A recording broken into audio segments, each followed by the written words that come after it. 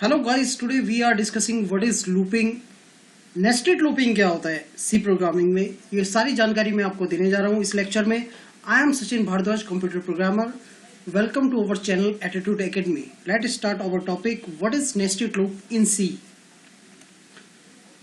Any number of loops can be defined inside the another loop. That is, there is no restriction for the defining any number of loops. The nested level can be defined at n number times. You can define any types of loop inside another loop. For example, you can define the while loop inside a for loop. Nested loop means a loop statement inside another loop statement. That is why nested loop are also called as the loop inside loop. यानी कि जब loop के अंदर एक और loop define हम करते हैं या नंबर ऑफ लूप्स हम डिफाइन करते हैं एक लूप के अंदर, that is known as the nested loops. क्या बेनिफिट होता है कि एक कंडीशन के अंदर हम एक और कंडीशंस को जब हम रिपीटेड करवा रहे हैं तो that is known as the nested loop. यानी कि लूप के अंदर एक और लूप डिफाइंस है या अनदर लूप्स डिफाइंस है तो that is called the nested loops. जैसे यहाँ पर फोर के अंदर एक और फोर लूप लगा हुआ है तो ये सिंपल एक नेस्टेड फोर लूप का एक सिंटेक्स दे रखा है। यानी कि नॉर्मली आपके पास एक लूप होता था, इसी लूप के अंदर एक और लूप लिखा हुआ है और उसके अंदर स्टेटमेंट है, that is known as the nested loop. Mostly आपके एरे में यूज होगा ये, मैं आपको बताना चाहूँ। जैसे हमारे पास पैरामीटर प्रोग्राम्स होते हैं उसमें यूज होता है। कई बार हमारे पास कुछ प्रोग्रामिंग्स होती है, जैसे फैक्टोरियल ऑफ नंबर निकालना है 1 to 10 में, 1 to 10 के ऑल नंबर्स का हमें निकालना है, फैक्टोरियल नंबर निकालना है या स्क्वायर निकालना है, तो उसके अंदर हमारे पास नेस्टेड लूप का काम आता है। तो आप देख सकते हैं लूप के अंदर जब लूप है सिंपल वही वाला लूप्स, जैसे आपका फोर लूप था, इसी के अंदर एक और लूप लगा हुआ है तो उसको बोला जाता है नेस्टेड फोर लूप्स, राइट। तो इस तरह से आप देख सकते हो ये पैरामिड मैंने बना रखा है कि इसके अंदर नंबर ऑफ रोज कितनी है 5 एंड नंबर ऑफ कॉलम्स कितने हैं 3। तो ये 5 रो एंड 3 कॉलम्स का एक लूप चला हुआ है जिसके थ्रू ये पैरामिड बना हुआ है। तो आप देख सकते हो इस तरह का जब हमें आउटपुट लेके आना होता है तो उसके लिए हम लूप के अंदर लूप एग्जीक्यूट करवाते हैं और फिर उसको हम यहाँ पर प्रिंट करवाते हैं, राइट। तो आपको समझ में आया होगा कि नेस्टेड लूप किस तरह से एग्जीक्यूट हुआ, किस तरह से ये बना प्रोग्राम्स। तो ये सारी चीज़ें आपको पता लग रही हैं स्टेप बाय स्टेप। और इसी तरह से आप इसी को आप वाइल लूप में देख सकते हो कि वाइल के अंदर जब वाइल लूप है तो इसको भी हम नेस्टेड लूप कहेंगे। या ऐसा भी हो सकता है कि वाइल के अंदर 4 हो या 4 के अंदर वाइल हो, राइट। यानी कि एक लूप के अंदर जब इनर लूप्स होता है उसी को हम नेस्टेड लूप बोल सकते हैं। मे बी सेम हो सकता है, या 4 का वाइल या वाइल का 4 या डू वाइल हो सकता है, राइट।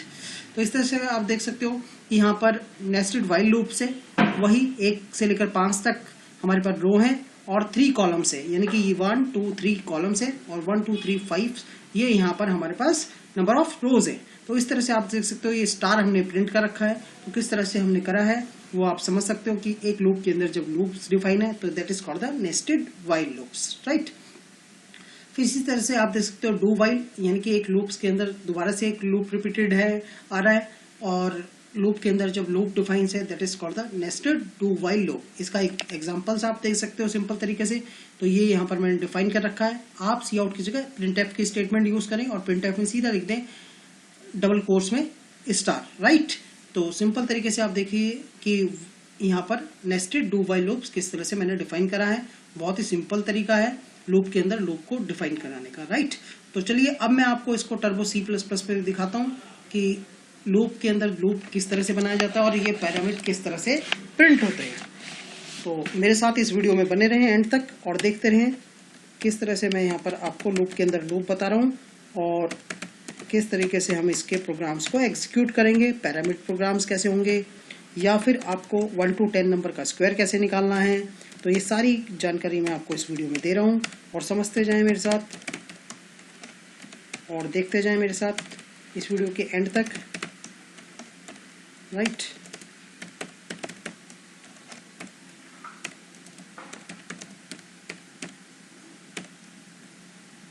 तो सिंपल तरीके से देखें।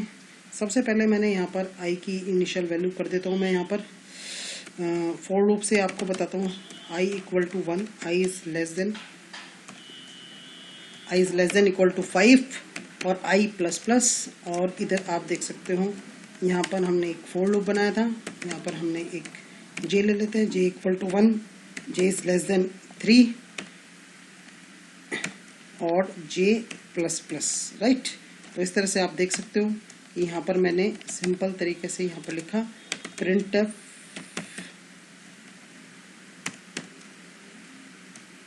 तो आप देख सकते हो यहाँ पर डबल, यहाँ पर आप स्टार लिख सकते हो और यहाँ पर आप देख सकते हो कि यहाँ पर printf में आपको लिखना है सिंपल तरीके से यहाँ पर /n, तो ये न्यू लाइन में डिफाइन हो जाएगा।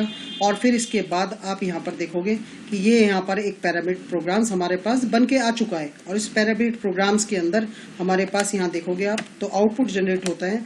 तो ये यहाँ पर आ चुका है। यहाँ पर 5 टाइम थोड़ा सा और इसको मॉडिफाई कर देते हैं। यहाँ पर /t लगा देता हूँ मैं और /t लगाते ही आप देख सकते हो इसका आउटपुट जैसा मैंने अपने प्रीवियस वीडियो में दिखाया था इसी तरह से आपको समझ में आ रहा होगा कि किस तरह से 5 रोज एंड 3 कॉलम्स का यहाँ पर एक पैरामीटर बन गया है।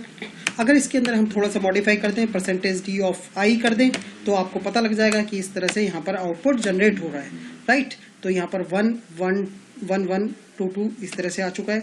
अगर इसकी जगह मैं यहाँ पर j लगा दूँ तो यहाँ पर आप देख सकते हो किस तरह से यहाँ पर आउटपुट जनरेट हो रहा है, राइट। तो इसी तरह से आप ये प्रोग्रामिंग वाइल में भी कर सकते हो, डू वाइल में भी कर सकते हो एंड नेस्टेड यानी कि 4 के अंदर वाइल का भी यूज़ कर सकते हो। तो किस तरह से आपने पैरामीटर बनाए, एक के अंदर दूसरे को लेके आए और ये पैरामीटर्स आप थोड़ा सा अगर और मॉडिफाई करें तो आप इस तरह से भी आप मॉडिफाई कर सकते हो और इस तरह से भी आप आउटपुट देख सकते हो कि यहाँ पर ये वाले पैरामीटर्स भी यहाँ पर प्रिंट हो जाएंगे इस तरह से। अगर आप आई लगाना चाहो तो आई का भी इस तरह से आउटपुट जनरेट हो जाएगा। आई होप आपको ये वीडियो अच्छा लगा होगा। इसे लाइक करें, शेयर करें, साथ ही बेल आइकन को प्रेस करना ना भूलें ताकि आने वाली नोटिफिकेशन आपको टाइम टू टाइम मिलती रहे। Thank you so much, bye bye.